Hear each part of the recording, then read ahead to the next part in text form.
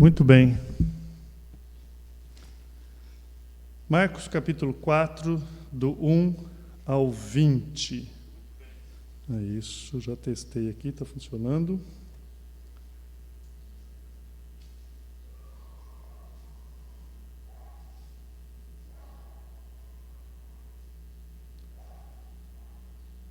Mais um domingo que o Senhor nos deu.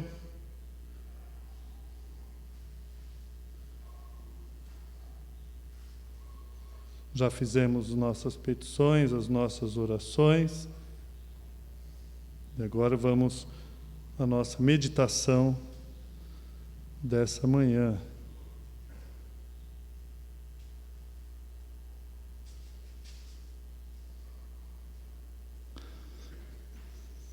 Nós estamos aprendendo no Evangelho de Marcos e já chegamos ao capítulo 4. O tema dessa manhã: atendei vós a parábola do semeador, usando as palavras do próprio Cristo como título do que vamos aprender essa manhã. Nós vamos ler apenas o verso 1 e o 2, e no decorrer do estudo eu já coloquei parte 1, porque não vai dar para dar tudo num domingo só. Mas o contexto é do 1 ao 20. Eu vou ler o verso 1 e o 2 e nós vamos estar orando essa manhã, que o Senhor fale conosco. Marcos 4, o verso 1 e 2 diz assim: Voltou Jesus a ensinar à beira-mar, e reuniu-se numerosa multidão a ele, de modo que entrou num barco, onde se assentou, afastando-se da praia, e todo o povo estava à beira-mar na praia. Assim, lhes ensinava muitas coisas por parábolas, no decorrer do seu doutrinamento ou ensinamento. Pai, novamente estamos aqui. Te suplico, Pai, fale conosco essa manhã. Abra os nossos olhos e coração. Nos ajude, Papai, por graça, em nome de seu Filho Jesus. Amém e amém. Nós dependemos totalmente de Deus.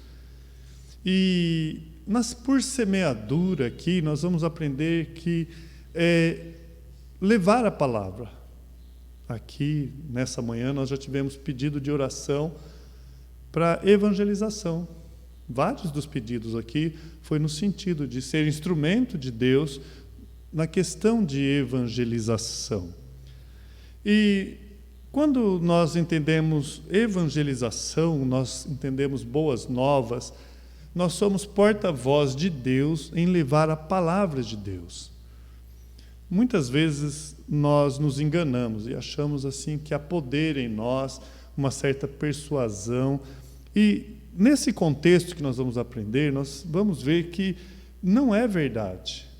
Nós dependemos em ser fiéis em levar a palavra de Deus. Por exemplo, eu li Marcos 4, do 1 ao 2.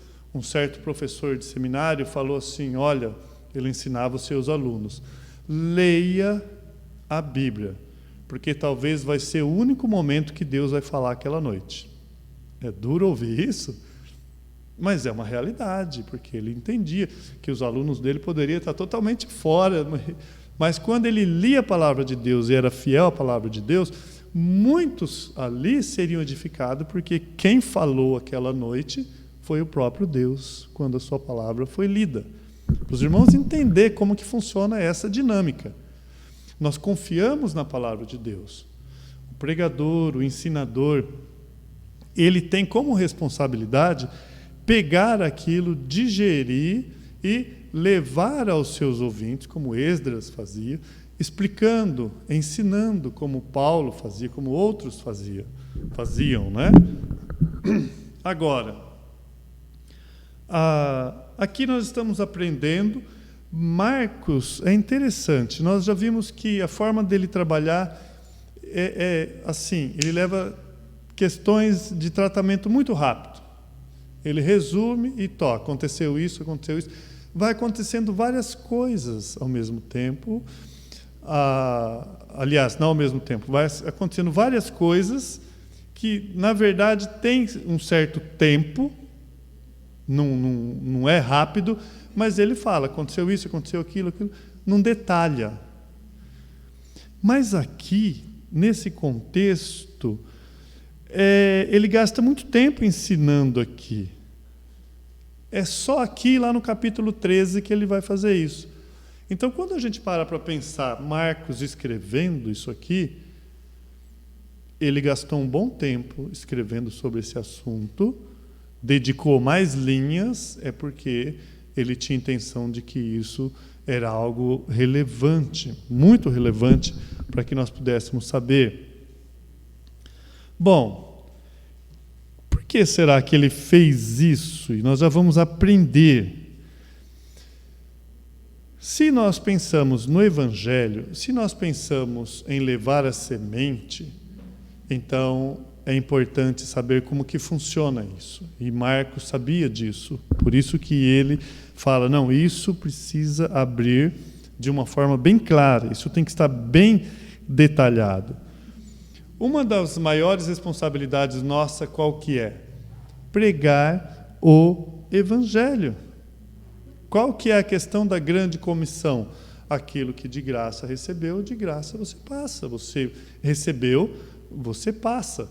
É a semeadura, é plantio, colheita e novamente semeadura e ceifa. Você recebeu a semente, nasceu, cresceu, produziu frutos. Desse fruto sai semente de novo. Não é assim que a coisa continua? Tem uma arvorezinha lá, ela produz.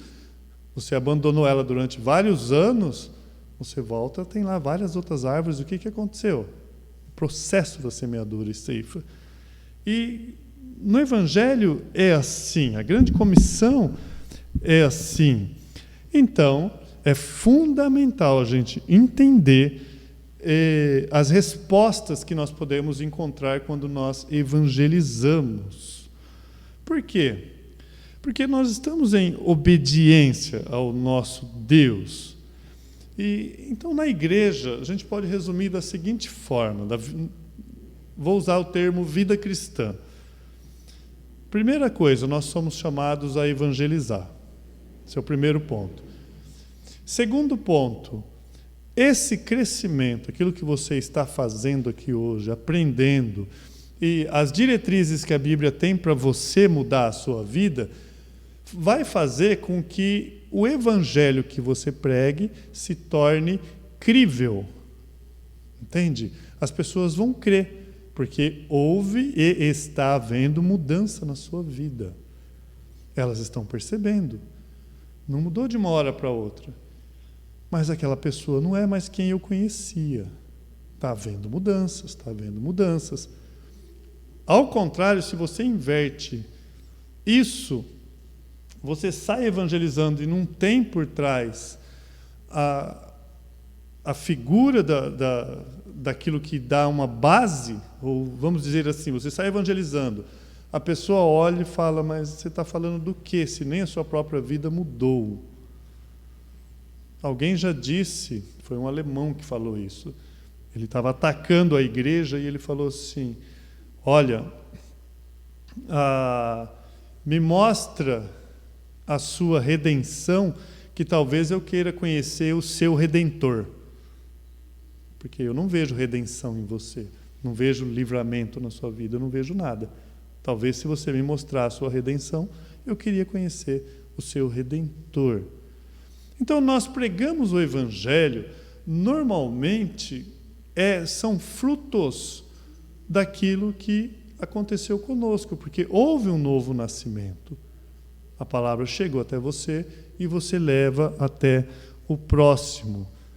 Tudo leva à responsabilidade do evangelismo. Então, é importante saber a resposta disso. E nessa parábola, Jesus Cristo ele vai fazer algumas alusões. E por que isso é interessante? Dentro do meio cristão hoje, muitas pessoas elas acham que pelo fato delas serem mais inteligentes. Alguém disse assim, lá no passado, Moody, falando de Dwight Moody, um exímio pregador, ele pode ser um pregador melhor que eu.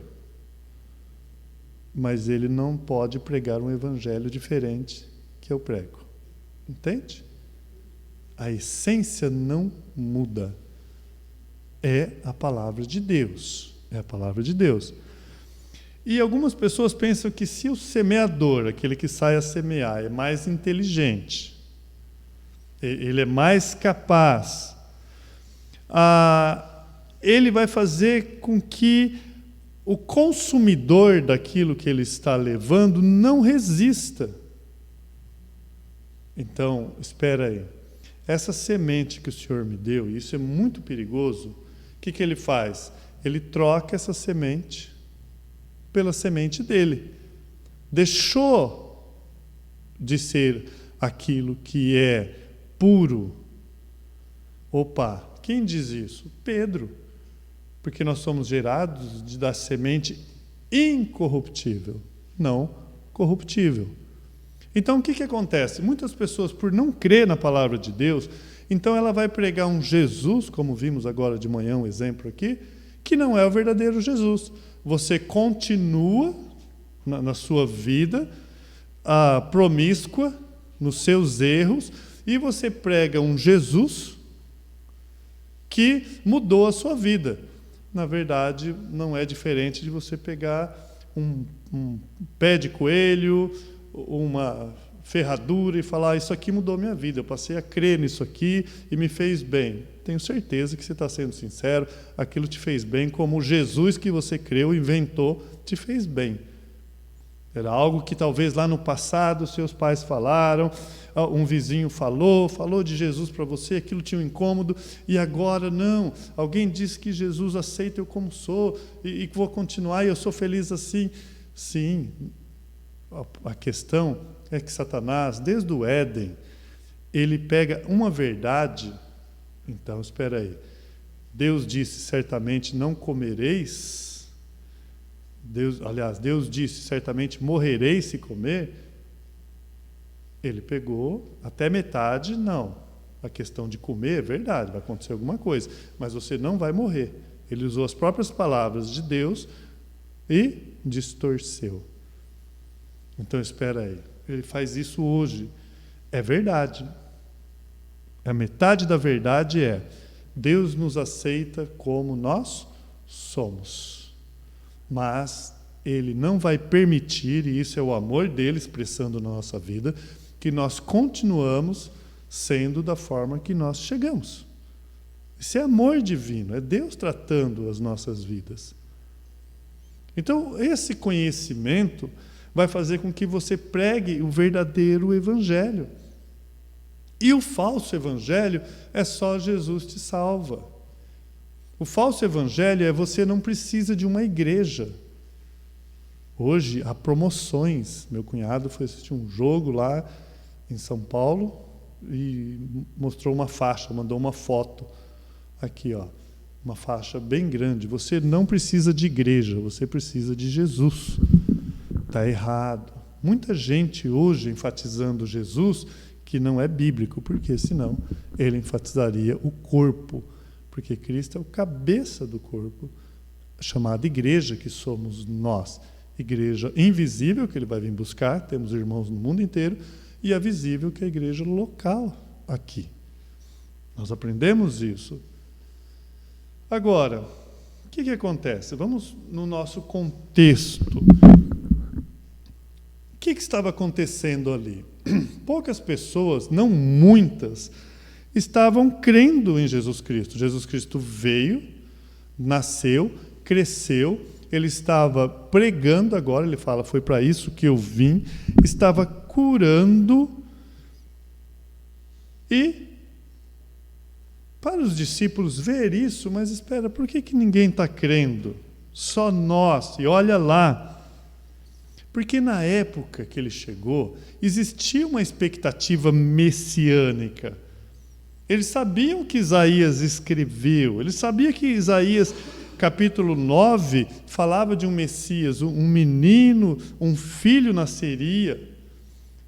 Eles conheciam que ele seria maravilhoso, conselheiro, príncipe da paz, Deus forte, Pai da eternidade. Ele sabia que o aumento do seu governo não teria fim. Eles conheciam Isaías 9, eles conheciam que ele viria, estabeleceria ali um reino glorioso. E para ainda contribuir, de repente aparece um cidadão como João ou Batista, propagando isso, preparando o caminho para que Cristo pudesse vir, batizando, preparando a nação para a chegada do Messias. Tudo isso estava acontecendo ali. Mas agora, nunca houve na história do planeta, nunca houve o que houve aqui. Nunca. Estava acontecendo algo diferenciado.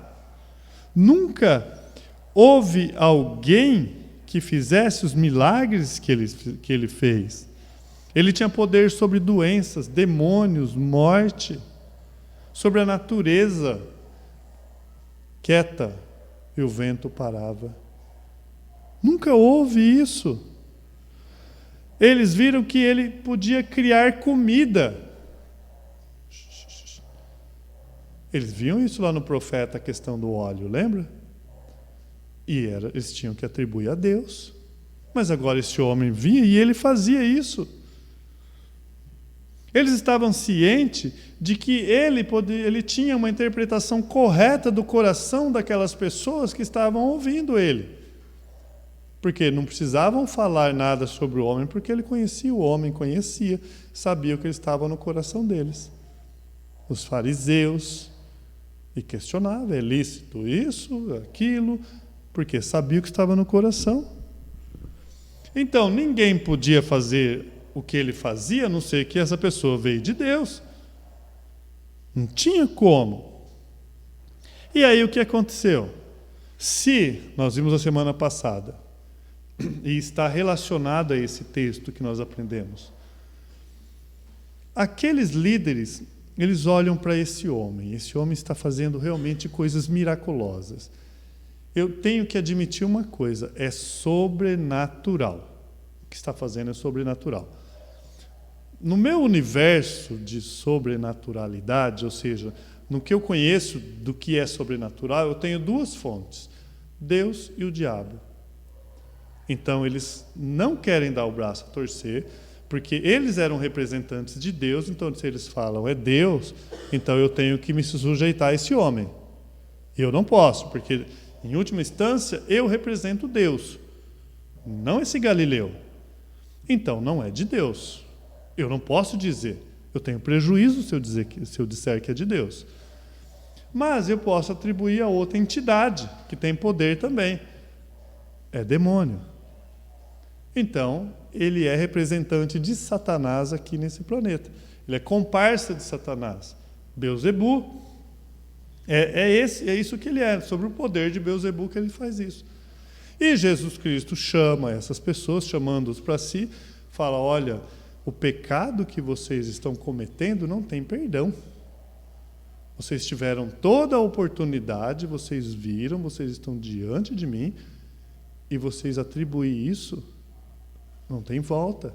De tão sério que era.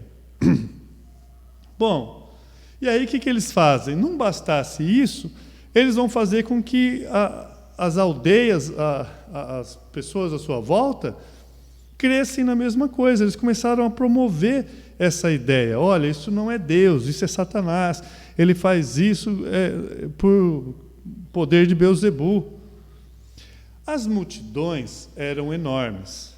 Nós já falamos sobre isso. E o que acontece aqui? Muita gente estava chegando porque também era um show, um espetáculo, um circo, se nós podemos dizer assim. Não havia esse tipo de coisa lá. Entrada franca, principalmente, né? E o povo vinha, no mínimo, para ver este Galileu fazer mágicas. Porque para eles era algo sobrenatural. Tanto que lá na frente, quando ele passa por Pilatos, por Herodes, o que Herodes fala? Faz tanto tempo que eu quero te conhecer, que eu quero que você faça alguma mágica para mim aí. Esse era o tom, essa era a intenção de muitos ali. E seria de nós também. Mesmo que com o pé atrás, Eu conheci uma pessoa que teve um evento em Barretos, que havia um fulano, um cidadão aí, e curava todo mundo. Veio no estádio aí. E ele foi lá. Mas o que você foi fazer lá? Você sabe, você crê? Ele falou, porque eu fiquei muito curioso, eu queria ver mesmo se alguém ia sair da muleta lá. Eu não aguento minha curiosidade, né? Queria ver realmente se aqueles milagres lá da televisão acontecem. E aconteceu? Ele falou, aconteceu nada. Né? Mas mesmo que acontecesse, nós já aprendemos que Satanás ele simula alguns sinais, sim. Né? Não quer dizer que venha de Deus. Nós aprendemos que Jesus Cristo vai dizer para alguns que são ímpios que eles expulsavam demônios e faziam curas. Em seu nome nós curamos, em seu nome nós expulsamos demônios. Jesus vai falar, aparta de mim. Então, realmente pode acontecer. Mas, tomando por base esse cidadão, né, que foi lá ver, por curiosidade, imagine nós também. Então, no mínimo, despertava curiosidade. Era o maior show que já aconteceu naquela cidade ou em qualquer outra cidade. Nunca houve um milagreiro, entre aspas, como este, como Jesus. Eles nunca tinham visto algo assim. Por outro lado, nunca houve alguém que ensinou como ele ensinou. Lembra quando mandaram o guarda lá, ele voltou, falou, olha, nós não vimos alguém ensinar com tamanha autoridade. Bom, e Jesus Cristo? Ele resume da seguinte forma. Então imagina a multidão. Todo mundo chegando. Estão lá, ao seu redor. Ele resume o seguinte, os que estão comigo são poucos. É assim que ele resume. Esses são meus irmãos e minhas irmãs. Quando ele olha do lado, a Bíblia fala que fitando-os, está olhando aqueles que estão à sua volta, que são os discípulos, esses são os que estão comigo. O verdadeiro parentesco espiritual, a verdadeira ligação espiritual. Então, todo esse monte de gente que estavam lá, que estavam ao seu redor, de todos, Jesus Cristo fala, são alguns, são esses que têm um relacionamento comigo, relacionamento real. Por quê? Em João 6,40, quando é perguntado o que é fazer a vontade de Deus, ele responde, de fato, a vontade do meu Pai é que todo homem que vir o Filho e nele crer tenha a vida eterna e eu ressuscite no último dia. Jesus Cristo está falando, fazer a vontade do Pai é crer que eu sou o Filho. Então, olha a ligação, Jesus Cristo diz, estes que fazem a minha vontade são meus irmãos e minhas irmãs. Jesus Cristo estava dizendo, estes que creram em mim. Estes que creram. Então, em Lucas 12:32, olha como que ele chama esses discípulos. Não temais, ó pequeno rebanho, porque vosso Pai se agradou em dar-vos o seu reino. Pequeno rebanho, pequeno grupo. Muitos procurarão, poucos acharão. Esse é o contexto aqui. Então, nós temos uma grande multidão e nós temos aqui poucos que se achegam. Já começa a formar você com uma sacola, uma grande multidão de semente e lançando muita semente. O quanto você vai colher, o que vai acontecer. É um pano de fundo para essa parábola. E nós lemos lá em Lucas, foram poucos os que passaram pela porta estreita e entraram no caminho estreito. Bom, e por que tão poucos? Vamos pensar. Se Jesus Cristo é tão inconfundivelmente divino, havia uma expectativa messiânica. João o Batista já havia dito, é o próprio Cristo, é Cristo. Quando o seu poder é tão inconfundivelmente de Deus, quando o seu ensino também é inconfundivelmente. superior a qualquer coisa que você já ouviu. Tem que ser o Cristo. Então nós estamos diante de uma multidão que está vendo e está ouvindo do próprio Cristo. Não é uma mensagem terceirizada por um pastor, por um ensinador. Não é o evangelho pregado por você falando de Cristo. É o próprio Cristo falando. Por que que eles não creem? Por quê? A multidão pode ficar fascinada. A multidão pode ficar atraída. A multidão crescia e crescia. Seguia ele implacavelmente para todos os lugares que ele ia. Poderia contar dezenas de milhares de pessoas ali. Mas eram apenas multidões. Eram implacáveis. Nós vemos que, embora é uma oportunidade, multidão, para mim, grupo maior de pessoas, só tem um símbolo: maior oportunidade. Só isso. Mais pessoas vão ouvir a palavra de Deus. O resultado é com Deus, é só isso. Não mais que isso. E essas pessoas estavam lá rodeando ele.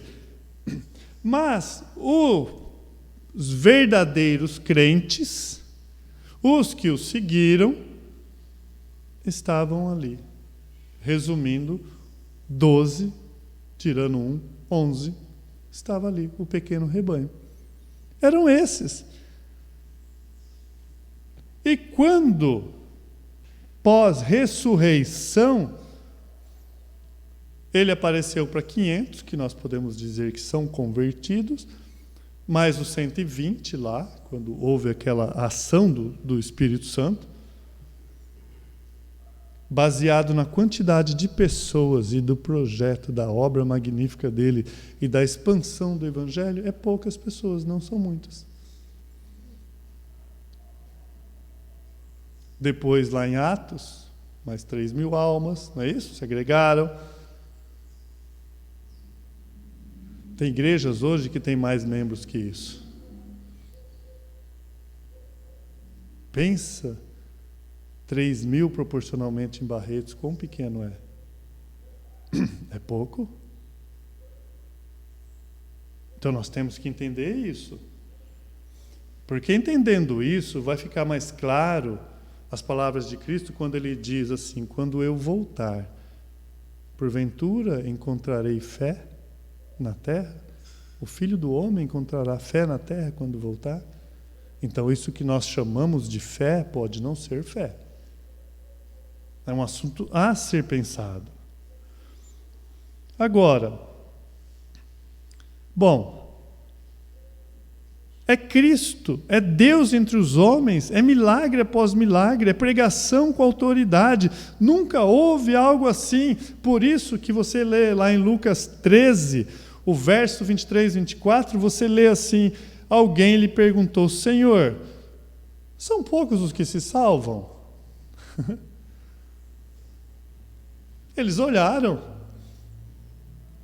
Falou: mas são poucos os que se salvam? Não havia uma multidão? Então, em Lucas 13, o verso 23 e 24, Jesus responde no verso 24. Respondeu-lhes: esforçai-vos por entrar pela porta estreita, pois eu vos digo que muitos procurarão entrar e não poderão. Só que a gente não leva a sério, né?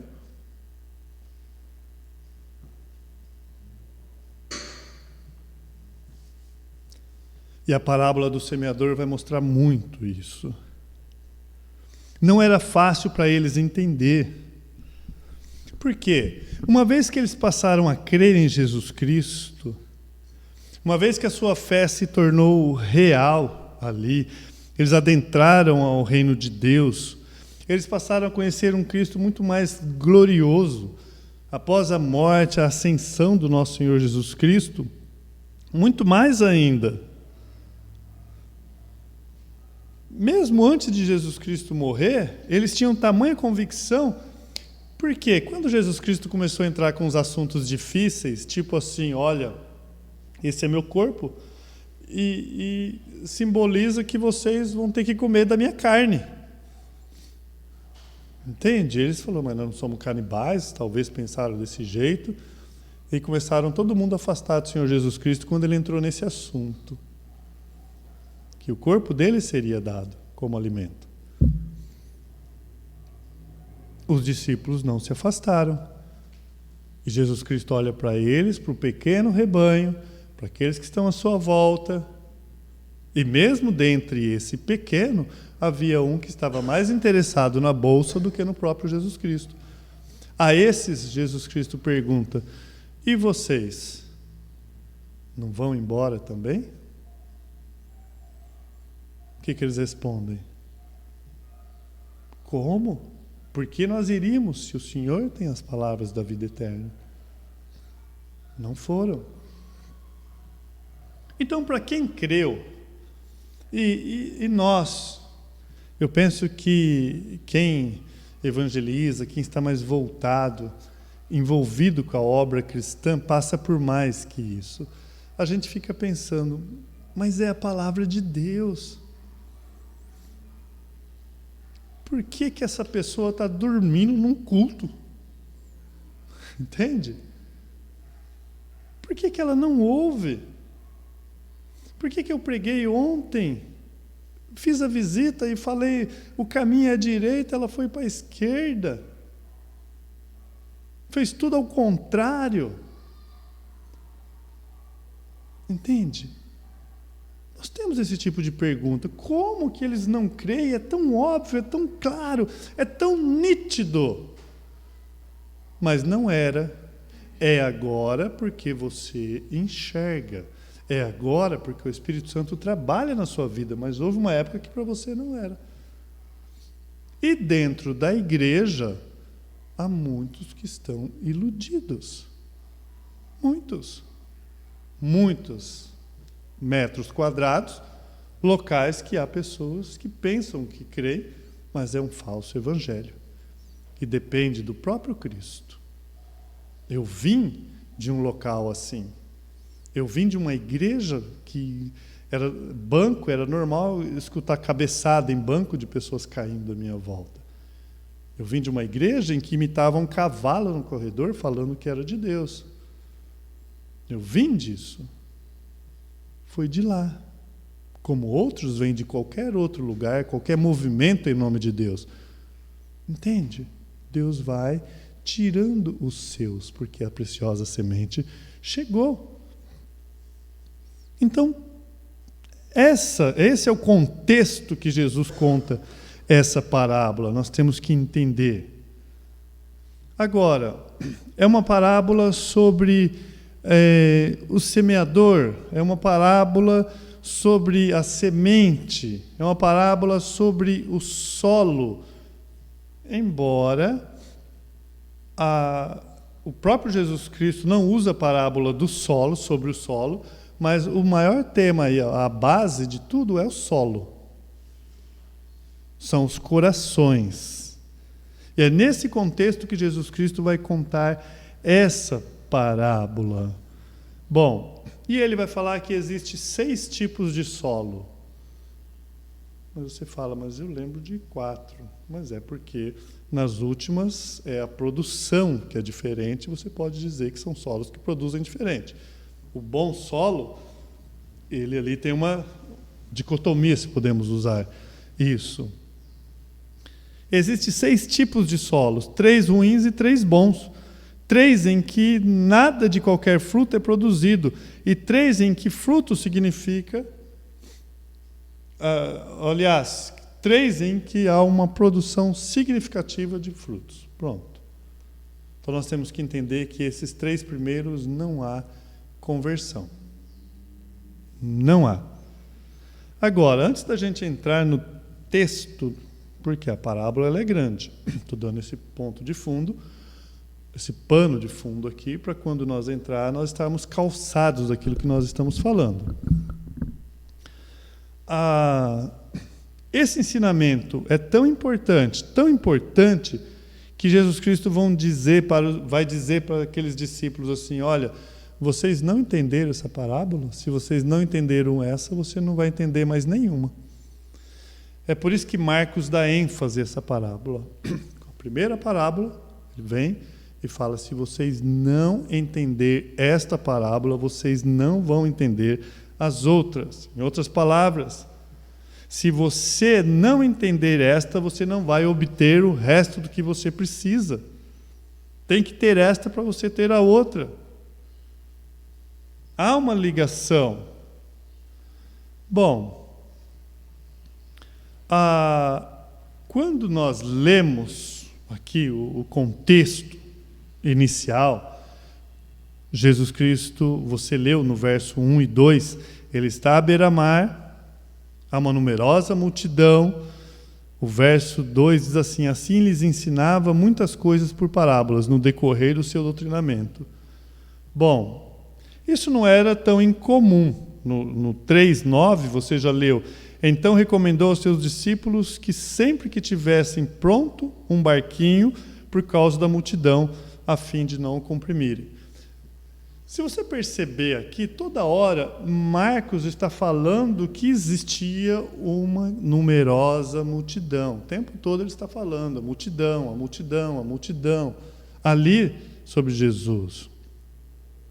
A única coisa que Jesus podia fazer para se livrar da multidão era entrar ali naquele barquinho, ficar a alguma distância deles. Era um obstáculo tão grande que em Marcos 3:20 nós vemos assim, então ele foi para casa, não obstante a multidão afluiu de novo, de tal modo que não podiam comer. Precisou da família vir ali, porque o pessoal falou, vão matar lá o seu filho lá. E a necessidade era tão grande que alguns talvez deixassem ele morrer de fome. Porque eles não estavam preocupados com Jesus, eles queriam a fonte daquela solução para o problema deles. Que é um quadro da nossa natureza. Eu não quero conhecer quem é Jesus. E nós fazemos isso. Eu fui uma vez num evento, hoje não sei se existe mais, chamava Adonep, Associação dos Homens Plenos de Negócios. Eu era comerciante e fui lá, e veio um cidadão de fora e prometeu fazer milagres lá. E meu pai estava urinando sangue, nós estávamos preocupados com isso, e eu fui lá pedir para o meu pai. Não foi pregado Jesus Cristo em nenhum momento. O texto que ele citou, eu lembro até hoje, ele pregou Gênesis, falando que Adão tinha contato com Deus, e nós deveríamos ter como primeiro homem esse contato, e pregou ali, e daqui a pouco, né, aquela coisa toda. Mas eu não ouvi sobre Jesus Cristo, malemar conheci o Deus, mas tudo que eu tinha no coração era um pedido, cura meu pai. Cura meu pai. Por quê? Era mais uma opção entre todas. Não é diferente hoje. Nós podemos estar no meio dessa multidão. Naquela época, eu não queria saber quem é esse Jesus. Não queria nem saber direito quem era Deus. Eu queria a solução para o meu problema. E aqui, talvez, eu seria mais um que não estaria preocupado se Jesus tivesse que comer ou não. Não estaria nem aí. Eu queria a solução do meu problema. Era isso. E aí Jesus, ele sobe nesse barquinho, ali já aproveita que ele fica de costa para o mar e as montanhas, o pessoal fala que ali formou um anfiteatro ali, né? Que deu para ele, a voz dele propagava, ajudou até, então ele falava, aquelas pessoas ouviam. Mas acontece que nós temos que considerar algo. Muitos que estavam ali provavelmente suportaram o seu ensinamento na expectativa que chegasse logo os milagres. Esse homem não vai parar de falar, não. Eu quero ver ele fazer. Já viu isso? Lembro, certa vez, era um culto de Ano Novo, o pastor americano veio e pregou 1 hora. E aquela comida lá, e eu não lembro da mensagem dele nada. Eu lembro da 1 hora eu pensando que aquele homem não terminava nunca, que eu queria comer, né? Ai, mas quem que trouxe esse gringo para falar aí? Eu dava uma pestanejada, e ele falava, e falava. E eu pensando só na comida. Por que eu tolerei 1 hora de pregação, que deve ter sido muito boa, a minha cegueira que não permitiu ver? Porque tinha algo que tinha interesse, não a pregação. Entende isso? Gente, será que não tem uma outra coisa a não ser essa falação? Então, muitos provavelmente suportou o ensino de Jesus, esperando logo a sessão de milagres. E Jesus Cristo ele vai falar por parábolas. E aqui é outra coisa que eu quero terminar explicando um pouco sobre isso. Quando falamos em parábola, uma forma simples de você entender isso, eu vou acordar o Sandro que ele está dormindo. Sandro, o que é parábola? É uma maneira de falar, de transmitir uma mensagem, contando uma história, contando um fato. Ele usa aquela história para transmitir uma verdade que ele pretende. Uma forma, vou repetir, porque está gravando, né, para sair lá. É uma forma de transmitir uma verdade usando fatos corriqueiros, certo? Uma história real. É isso? Uma história. O que nos ajuda um pouquinho a entender isso é o próprio termo de parábola, que é parabolê, no grego, que significa o ato de colocar lado a lado. É muito importante a gente entender isso. Por quê? Você está fazendo uma comparação. Por que é importante entender isso? Porque se você não tiver as duas vias, você tem um problema. Eu preciso ter os dois lados. Eu preciso ter uma verdade, que é uma via, que é uma história, isso aqui aconteceu, é verdadeiro. E eu preciso expressar aqui, através de parábola, vai andar ladinho, lado a lado com essa verdade, mas de uma forma que você entenda. Entende? Por isso, a expressão paralelo, ato de colocar algo lado a lado, para fazer comparação. É simplesmente, olha, eu estou te dando uma verdade espiritual, e agora eu vou te dar algo que compare a ela. Nós fazemos isso o tempo todo, às vezes, fazendo analogia, né? Olha, eu vou te explicar melhor, assim, lado a lado, é uma verdade. É isso. É isso que é uma parábola. O conto lá do filho pródigo ou dos 2 filhos, qualquer tipo de analogia, qualquer tipo de comparação, tem que andar do lado da verdade. Se você não sabe ali, se você não tem o contexto, se você pega a história do filho pródigo e tem só uma via, imagine isso, um dia você conheceu a história de um filho que pediu, que foi, gastou, voltou, o irmão reclamou, ponto final. Se você não tem o primeiro ponto, se você não tem essa via aqui, que é Deus falando com você, o que acontece? Essa segunda, que é a parábola, não te serve para nada, é só uma história. Você precisa ter a primeira. Você precisa ter a primeira. Davi, ele tinha acabado de pecar com Batseba, nós sabemos a história. Tinha pecado contra Urias. Ele matou Urias e tomou a sua esposa, depois de cometer adultério contra ela. O profeta Natã encontra ele e mostra um lado só da via. Mostra só esse lado, lembra? Nós temos a verdade e temos a parábola. O Natã vem e mostra um lado só. O que o Natã fala para ele? Deixa eu te contar uma história. Uma parábola. Havia um homem, ele pega essa história e conta, que tinha muitas ovelhas. E também, ele era rico por ele ter muitas ovelhas. E havia um homem pobre que tinha apenas uma ovelhinha. O homem rico não queria usar nenhuma das suas ovelhas, que era de direito, era suas ovelhas. O que ele faz?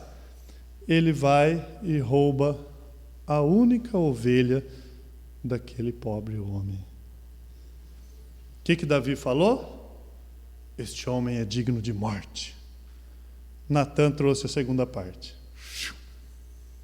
Você é este homem, ele ligou. Eu sou quem tem bastante ovelhas. Eu poderia ter usado uma das minhas ovelhas. Eu sou o rico. Aquele pobre homem tinha apenas uma ovelha. Eu tomei e matei. Ele ligou. Foi feito o propósito da parábola. Completou as duas vias. Isso é extremamente importante. Porque é daí que nascem as heresias. Quando você pega uma parábola sozinha e você não tem o segundo ponto dela, que ela quer ilustrar uma verdade, quando você pega apenas ela, você começa as virgens, Espírito Santo, porta, aí você faz o que você quiser ali, porque você não lê o resto da Bíblia. Nós já aprendemos aqui de domingo à noite sobre algumas parábolas o que aquilo quer dizer. Então, se Jesus usou na época aquilo era da época. Nós temos que trazer as palavras da época, o que significava. Por exemplo, quer ver um erro clássico? Paulo fala que o Evangelho é poder de Deus. Não é isso? Ele não fala power. Só que a palavra original ali é dínamos. Eu vou lá procurar dínamos, dinamite. Então eu vou pregar essa noite, eu quero que as pessoas entendam que o Evangelho é uma explosão. Poder de Deus, é como uma dinamite. Tá certo? Não. Porque dinamite foi tirado da palavra dínamos. É o contrário. Então eu tenho algo que tem um efeito, que é a dinamite. Ela faz algo. É dinâmico. Dínamos é antes. Então o Evangelho não tem nada a ver com dinamite, mas com transformação à sua volta. Ele não é um estrago que faz. A dinamite faz estrago. Entende? Temos que ter esse cuidado. Se nós estamos falando de Deus, nós queremos tudo prontinho. Um livro que nós recomendamos, estava na mente, fugiu agora, o Vivendo na Palavra. O autor ele começa dizendo assim: a Bíblia não fornece o seu fruto ao preguiçoso. Fecha o livro e vá para casa. Entende? Está com preguiça? Para as outras coisas, nós nos empenhamos, nós fazemos, nós vamos atrás, mas para as coisas de Deus, que Ele propriamente diz que devemos adorá-lo com todo o nosso intelecto, nós temos preguiça e queremos algo pronto. Por isso que Paulo chega a um ponto, ele fala: carne eu quis dar para vocês, mas tenho que dar leite. Então nós temos sim, Senhor, diante de Ti, eu quero fazer o que é reto diante dos Seus olhos, guia-me. E Deus vai falar: eu te dei, vai, busca, aprenda. O Espírito Santo vai transformando, libertando. E Davi, a partir daquele momento, olha que interessante, até então, olha o que a palavra faz. Olha só o que a palavra faz. Até então, quando ele tinha uma via só, ele era o rei da cocada preta. Eu sou o rei, eu sou justo, esse homem das ovelhas é injusto, eu vou mostrar a minha justiça, então manda matar esse cidadão que roubou a ovelhinha. Esses somos nós, quando você pega uma via só. Eu sou, aquele está errado, ele bebe, ele fuma, ele prostitui, ele está lá nos botecos da vida, ele está. A palavra de Deus vem e sobe a segunda via. Opa, eu não sou diferente. Eu careço da graça e da misericórdia de Deus. Davi, a partir do momento em que ele teve a consciência ali, e quando nós vemos Deus falando que ele encontrou um homem segundo o coração dele, E eu quero falar isso de uma forma mais clara, que uma vez numa EBD, o Sandro me questionou sobre esse assunto. Quando Davi, perguntando sobre isso, quando Davi, o profeta, chega até ele, o que acontece ali? Ele vê o seu pecado diante de ti, dele. Quais são as palavras dele? Somente contra ti pequei. Mas ele não tinha pecado contra Urias, não tinha Batseba. O pai de Batseba, os pais dele, a mãe de Urias, o pai de Urias, podia chegar, Davi. Porque em primeira instância, o nosso negócio é com Deus. É Deus. Davi tinha essa visão, é Deus. Tanto é que quem tratou o pecado de Davi, quem foi? Deus. Foi Deus. Deus não deixava passar, olha, Davi, a espada não vai mais afastar da sua família, da sua geração, da sua história. Consequências virão, atos virão. Deus não passou panos. Essa criança perdeu. Ele encontrou somente ali naquele momento diante de Deus. Então, outra coisa que a palavra nos faz. Tiago fala isso. Como espelho, ela mostra. Quando ela nos mostra, você fala assim, poxa vida, eu sou igual. Estou 20 anos sem conversar com a minha mãe, 30 anos sem ver meu pai, tantos anos sem conversar com meu irmão.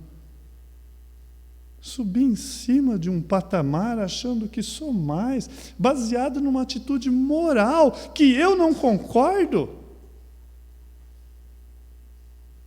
E que eu faço coisas piores. Entende? Trabalha na nossa vida. Mostra quem nós somos. Você carece da graça de Deus. Senhor, essa pessoa fez isso comigo, me prejudicou. Mas, Senhor, afinal, perdoar não é pagar o preço. Então me dê uma nova oportunidade, Senhor. Entende? Porque o que eu estou fazendo, qualquer pessoa que não teme o Senhor faz. Não há um diferencial. Eu sou igual a todos. Mas a sua palavra diz que eu não sou, que eu posso. Entende? Muitas vezes, vem aqui, de uma forma falada, colocada, você já tinha uma verdade, mas a forma como foi colocada agora esclareceu. Entende? A parábola ela tem essa finalidade. Existe mais de 60 diferentes tipos de parábola nas Escrituras. Aliás, só no Novo Testamento. E João, nenhuma, o Evangelho de João. Embora alguns creem lá que João capítulo 15, a questão lá da videira, é uma parábola, nós não cremos assim, né, ali, mas alguns creem dessa forma. Terminando já, para a gente poder depois dar continuidade, não deu tempo nem de eu dar metade que eu tenho para nós aqui, né? Assim, as parábolas de Jesus não são alegorias, são histórias simples que se destinam simplesmente a serem colocadas ao lado de uma verdade espiritual para tornar essa verdade mais compreensível. Então, por quê? Se você alegorizar, a semente que você pode ter numa parábola, nós já vimos isso de domingo à noite, pode não ter o mesmo significado da outra lá. Entende? Se você não entender isso, leão pode significar Satanás, como leão pode significar Cristo. Rei pode ser um rei ímpio, como pode estar falando do nosso rei Jesus. Pai pode estar falando de um pai ruim, como pode estar falando de Deus. Como pai, tem o seu lugar. Aquele momento ali, nós temos que entender. Vamos orar? Pai, obrigado. Oh Deus, há muito a ser aprendido. Estamos aqui dando uma base tratando os nossos corações, falando da sua palavra. Obrigado. Obrigado, Senhor. Obrigado, obrigado. É a sua palavra quem nos direciona, quem nos transforma, quem corrige, e é começar de mim que isso seja uma realidade na nossa vida. Obrigado, Senhor, por mais essa porção que Tu nos destes. Ó Deus, que nós possamos estar aqui à noite para a honra e glória do Seu santo nome, em nome de Seu Filho Jesus. Amém e amém. Estamos assim terminados até às 18h30, se Deus assim permitir. A comunhão faz parte do culto.